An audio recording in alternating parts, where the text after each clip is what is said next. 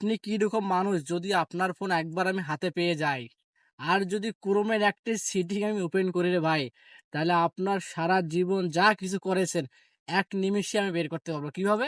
চলুন স্ক্রিনের মাধ্যমে দেখাই দেই। তো এই সেটিংটি করার জন্য আপনার ফোনের গুগলে আসবেন, ঠিক আছে? গুগলে ক্লিক করবেন।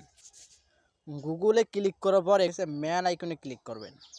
ক্লিক করার পরে সিম্পলভাবে আপনি যদি এখানে দেখেন যে সার্চ হিস্টোরি, তাহলে আপনার পুরাতন জীবনের যত কিছু আপনি সার্চ দিয়েছিলেন বা হিস্টোরি যতগুলো রয়েছে এখানে শো করবে।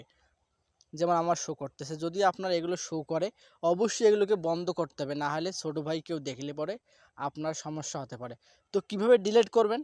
ডিলিট অপশনে যদি আমরা ক্লিক করি তাহলে অটো ডিলিট 18 মান্থ অথবা ডিলিট অল টাইম, যদি আমরা ডিলিট অল টাইমে ক্লিক করি, ডিলিট অল টাইমে যদি ক্লিক করি তাহলে কিন্তু আমাদের সমস্ত কিছু এক্ষুনি ডিলিট হয়ে যাবে।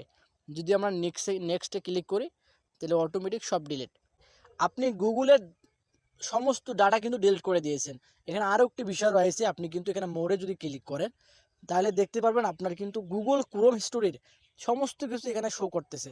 এখন এগুলো ডিলিট করবেন কীভাবে? ঠিক আছে, এখানে আপনাদের ডিলিট করার অপশন আছে, এখানে মে 7 এগুলোকে ক্লোজ অপশনে ক্লিক করবেন। ঠিক আছে, ক্লোজ অপশনে ক্লিক করবেন তাহলে অটো ডিলিট হয়ে যাবে।